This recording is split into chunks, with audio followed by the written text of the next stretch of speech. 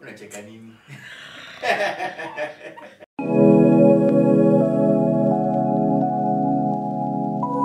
Sawa. Yafesi. Yes. Hey, welcome to the Slate. Thanks. Yeah. So let's start off by where you started, like where your art started from. How you grew up. Did your parents support you, or they told you you're mad? So let's just start. Tuanze kutoka hapo. Hey, where I started from. I'm trying to even remember where I started from. I think the earliest memory I have of being on stage was in nursery school. So I was supposed to play the part of a doctor, and it was kind of a musical. So everyone comes, they sing a part, well dressed in the appropriate outfit. Yeah. Then they go back into the line. Now, it never actually occurred to me what a doctor wears, because I mean I had uncles and aunties who were doctors, but it never occurred to me what they wear.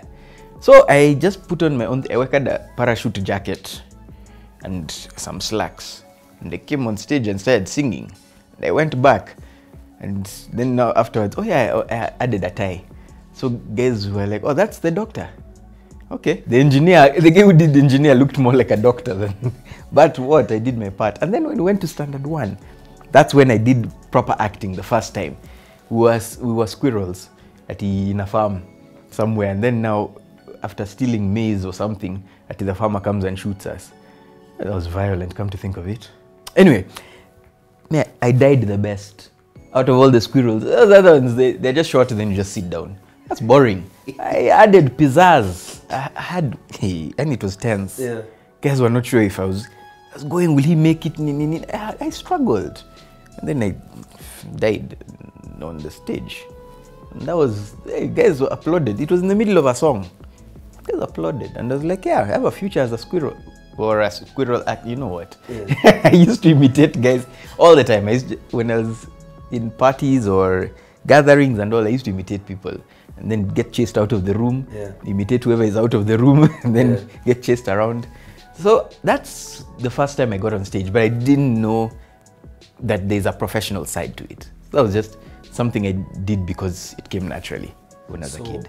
And where was this? Like, there are rumors that you are Ugandan. Rumors that I'm Ugandan? Yeah. Where was this? Was this in Kenya? Was this in your native country? That was in Kenya. All of it was in Kenya. Yeah. I mean, yes, I am. By descent, I'm a Ugandan. Yeah. And by birth, that's not important. So anyway, I was born in New Delhi.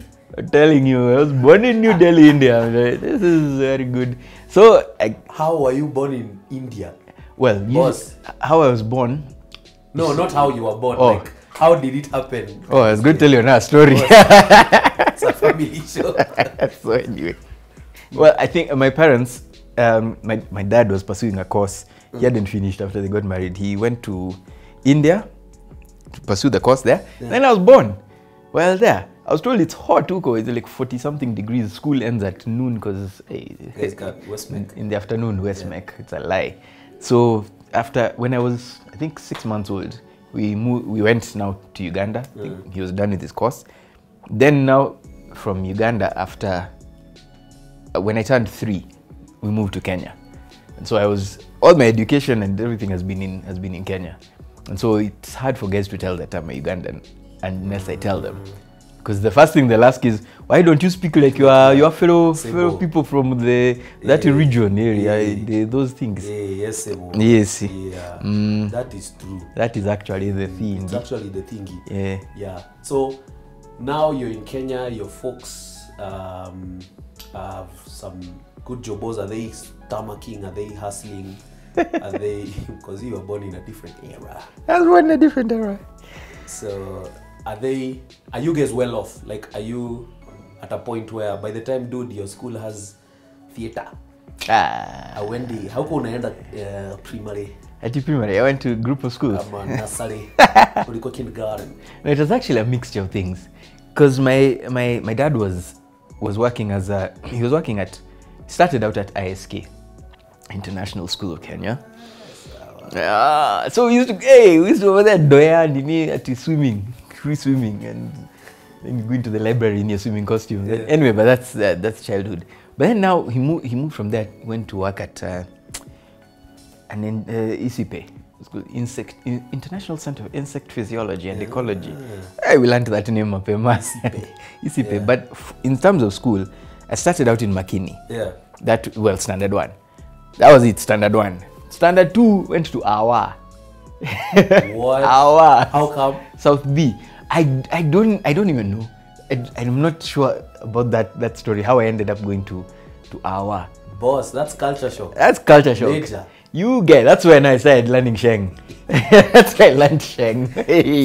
Because it was rough. It was rough because the school didn't have as much security. To guys coming in to the school, chasing after children. Then you skive to go play football. It's Golden Gate. What? Yeah. I was chapad once, keeping my dad waiting because he was late for work because I'd gone to Golden Gate to play. Yeah. But then now after hour, because my mom didn't like how things were turning out, because I used to be number 1, number 2 over there. I went to hour, Gongad number 13. She was like, come slowly. Yeah. So I was moved now to Lavington Primary. Then I was shocked. People speak English outside of class. Yeah, what's happening? Yeah, and so now that's where I did my KCPE eventually. What? Yeah, and then now so we lived we weren't at struggling, but we weren't at thriving as such. My mom was a teacher. Yeah, she taught in various schools, including Ditches. There was Forest View Academy, things like so. And then she even taught in Saints. When I went to St. Mary's, she came later on and joined the staff. So, hey, our English teacher is my mom. Yeah. Hey, you guy. Hey, for guys who have been taught by their mothers. Yeah.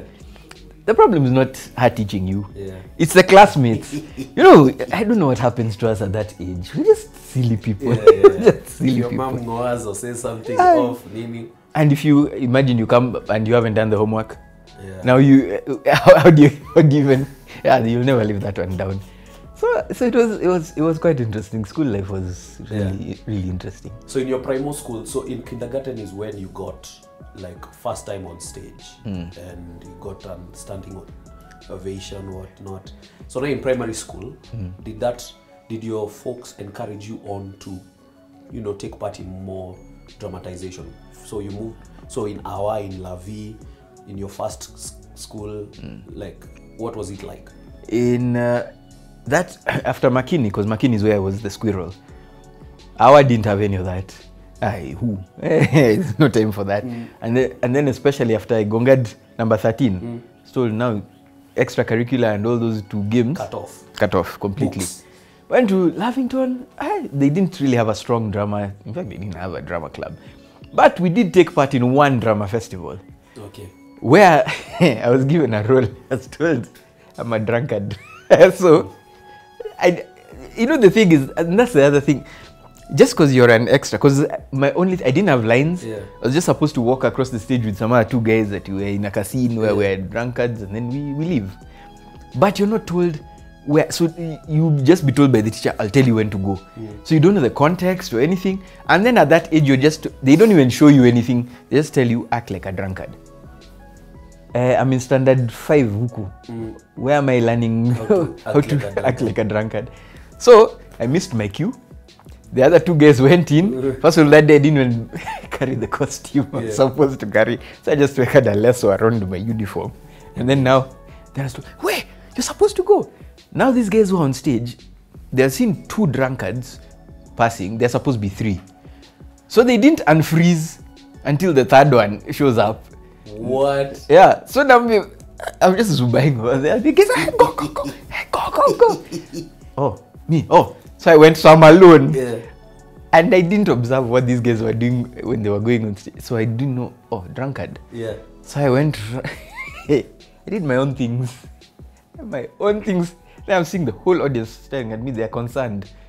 What's wrong with this guy? Why is he acting like that? Yeah, and that was the last time we did anything for drama in that school. Hey, until I joined St. Mary's High School. Yeah. Hey, that's when I discovered what drama is about. Yeah. Where there's a stage, a hall, they do annual musicals. It's the school, even in the week of the musical, they start school late. Yeah. By like an hour. So everyone, because the guys who are performing, they finish late at night. Hey, I didn't even know what a musical was. That's when I'm like, yeah. I'm wondering why this week we're starting school late. Things are just passing by me. And it's took January. Yeah. So in the second year that I was there, I'm hearing again about a musical. Yeah, I thought it was a one-off. Oh, there's a thing like that. Yeah. So I missed that one. The next day I was like, no, I have to be in it. Yeah. Because I had watched things growing up, Mary Poppins, Sound of Music, things like that. Those two musicals. So I was like, oh, okay. So it's something like that. Kwanza they had done My Fair Lady, they had done I don't know what. Yeah. Then I had their auditions for Joseph and His Amazing Technicolor Dreamcoat. Yeah. Hey, and I knew my parents didn't want me on stage or anywhere near those extracurricular things. Yeah. So even now transitioning from Awa into Saints, they're like, no. In fact, Awa, then Lavi, then Saints. In fact, Lavington, my living certificate, they couldn't find anything bad serious to say about me, like he's good in maths or good in whatever. Yeah. Just wrote he's a good dramatist. I was like, what is a dramatist? what is that? But they just didn't want to say, this one is energetic and everything. It's just a good dramatist. So the headmaster in St. Mary's is like, hey, your living certificate says you do drama. I was like, what's drama? I was like, you should audition. Okay. So Form 3 finally I get a chance to audition. Hey, wait. Auditions. My very first audition was in Form 3. Walk into a room, there are hundreds of people in the room. And you're standing here in front of the great Mr. William Obaga. Who was William Obaga? William Obaga was in charge of music in St. Mary's. And I think in charge of music in Kenya. Because as far as we're concerned, he was the marking scheme for choir masters. He could hear a note, an off note in a crowd, hundreds of voices. As in, he used to listen, makes the choir sing, closes his eyes. Everyone is singing, harmonies. You're thinking, you guys sound good. Then he just does this. Everyone stop. Then he points. You, as in, with his eyes closed, you, sing that part alone. So guys, who is he pointing at? He opens his eyes and looks directly at you. Yeah. So you sing the part. You're busted. You're the one who was singing badly. Guys are like, hey, even the ones next to him were not hearing him singing badly. Yeah. So this guy, he's the proper music master, choir master, everything. So you come, he stands there, there's someone playing the piano. At that time it was, I think, Nancy Day. She was Nancy Katingima at the time. She plays the piano, you sing. Who's Nancy Katingima? Nancy Katingima is now known as Nancy Day. She's been a music director on a number of musicals, including, what is it called? Luanda, yeah. She's worked with some really big names. She's just like a quiet, humble person with brilliant fingers. Luanda, the one with Eric. The one with Eric, Wainaina, all those people, Pastor Gowi, all those guys who are there, yeah. So, she's there playing the piano. And then, by the way, that school produced quite a few. Aaron Rimbui, Gideon Kimanzi. So, this time you're there, Aroro is there? Aroro came a bit later. Yeah. So now, but Gideon Kimanzi was uko lacking. It was just... Even in your time? In my time, he was a few years behind me, but he was there. Kimanzi was insane. Gideon Kimanzi was insane. Hardcore ghetto guy. He was there. Hey, Gidi, yeah. And there were people there, even Nani, Tim Rimbui, all the saints. So, Mr. Obaga calls guys, you go one by one. Now, by that time, I had already joined, we had formed an a cappella group with some friends, classmates. Hey, we used to sing, so we thought, you guy, we know what's up. You go stand there alone, and then you're told to sing something, just told to sing anything. Now, that's the worst thing you can tell someone who is not a musician in just by nature, sing anything. Sing what? So I was told, okay, sing Happy Birthday. Oh. That's all.